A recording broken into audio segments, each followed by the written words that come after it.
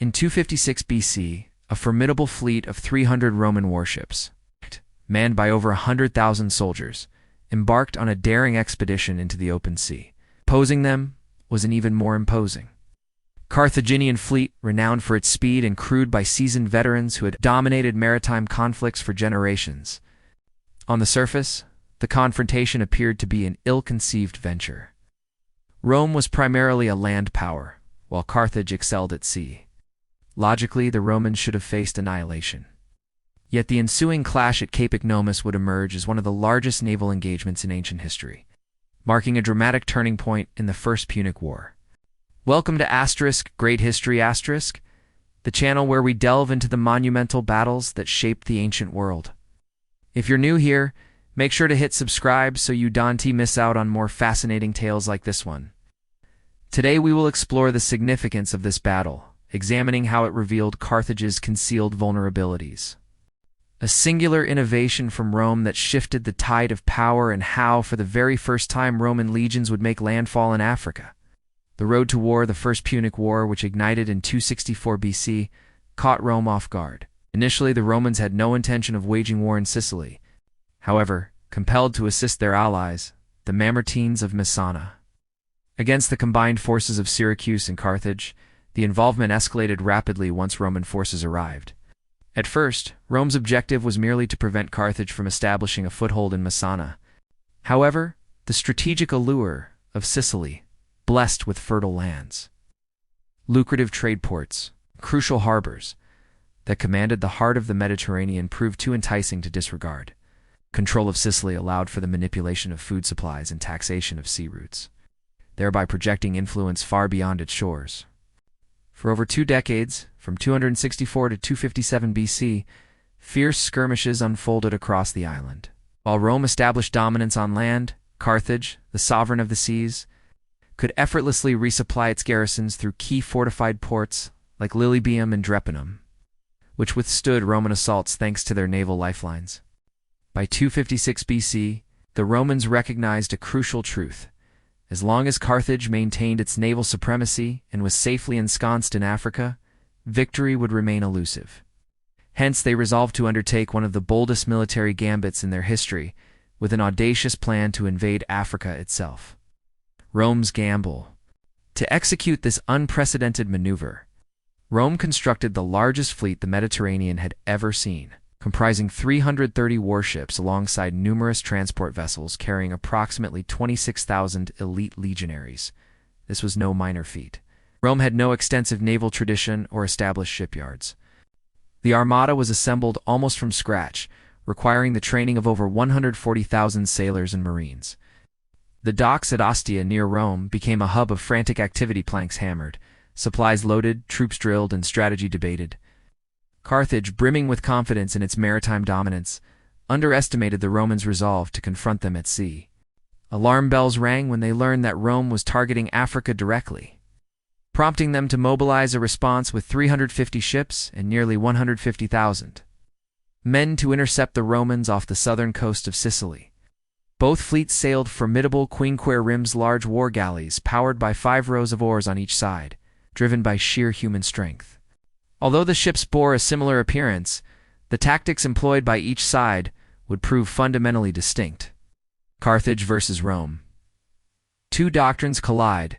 Carthaginian naval tactics emphasized speed, maneuverability, and precision. Their crews were adept at naval dogfighting, utilizing strategies like the déplacé maneuver to pierce through enemy lines and periplus flanking attacks. Their goal was to outmaneuver opponents and strike with speed, using their bronze rams to damage enemy vessels. Conversely, the Romans lacked such naval expertise. Primarily land soldiers, they relied on their strengths in discipline, organization, and overwhelming force. Faced with the challenge of engaging at sea, they devised a groundbreaking innovation, the Corvus. The Roman secret weapon, the Corvus. The Corvus was a revolutionary 36-foot wooden boarding bridge equipped with a heavy iron spike beneath it.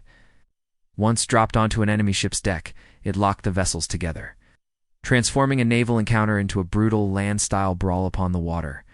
This device was a game-changer. The Carthaginian advantage in agility was rendered irrelevant the moment they were boarded by Roman legionaries. The sea, which had long been a domain of Carthaginian superiority, was now transformed into a battleground favoring Roman infantry.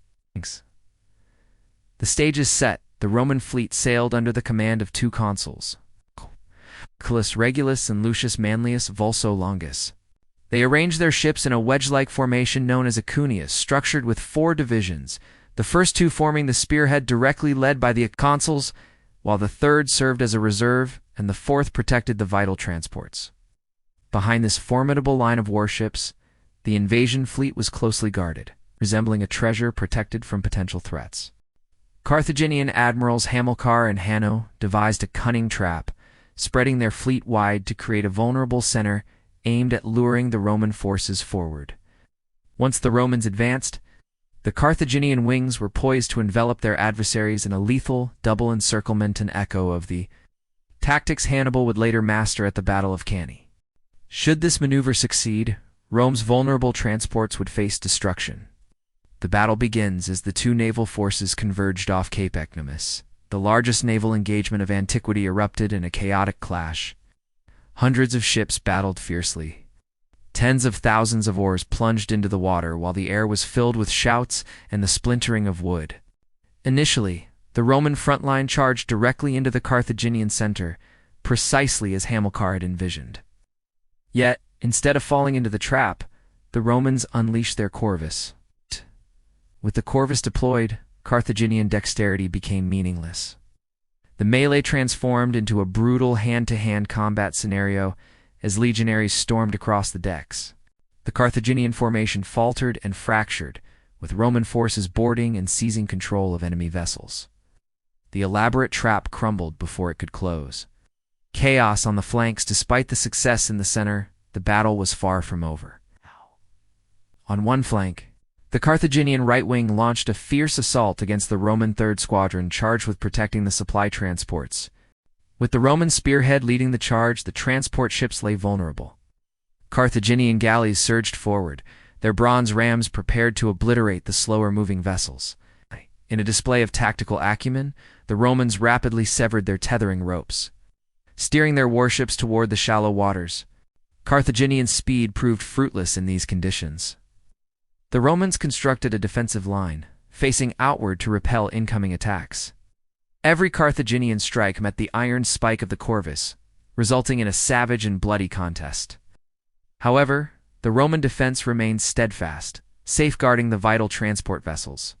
Simultaneously, Hanno's elite ships engaged Rome's rear guard, plunging the battlefield into chaos as formations splintered into isolated duels.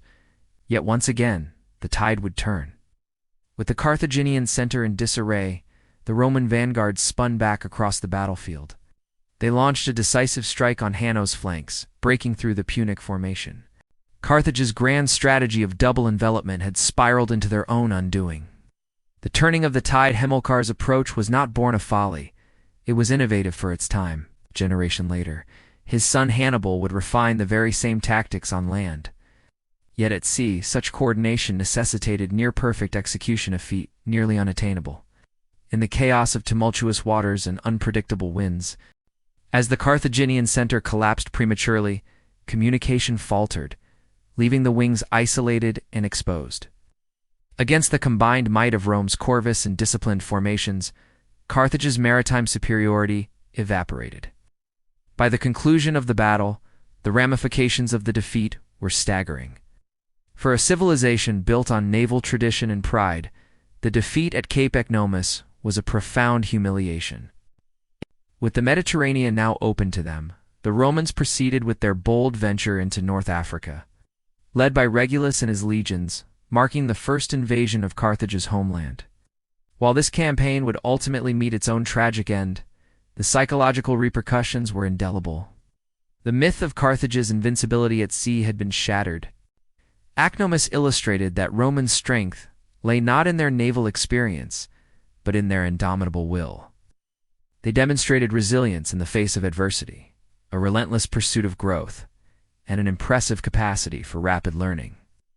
Although the Corvus would later be abandoned, deemed impractical due to its weight and instability in stormy conditions, legacy would endure. Epitomizing Rome's remarkable adaptability, evolving weaknesses into strengths, and transforming seasoned infantry into adept naval warriors. Legacy of the Battle of Cape Ecnomus, transcended mere naval conflict. It was the moment Rome emerged as a formidable maritime power on the global stage. While Carthage depended on mercenary forces and age-old traditions, Rome relied on innovation, steadfast discipline, and unwavering determination. Ecnomus laid bare the fundamental differences between the two powers. Carthage fought to defend its existing dominion, while Rome aimed for expansion and achievement, a distinction that proved significant in the long run. In the subsequent decades, this ceaseless mentality would propel Rome through adversity after adversity until it finally stood unchallenged as the dominant force in the Mediterranean. So was Rome's bold gamble at Cape Ecnomus an act of genius or an exercise in reckless obstinacy? We invite you to share your thoughts in the comments section below. Thank you for joining us at Great History *. Don't forget to subscribe to our channel and hit the bell icon to support our work and stay updated with our latest uploads. If you enjoyed the video, please like it, leave your comments, and share it with others to help us cultivate and expand this historical community.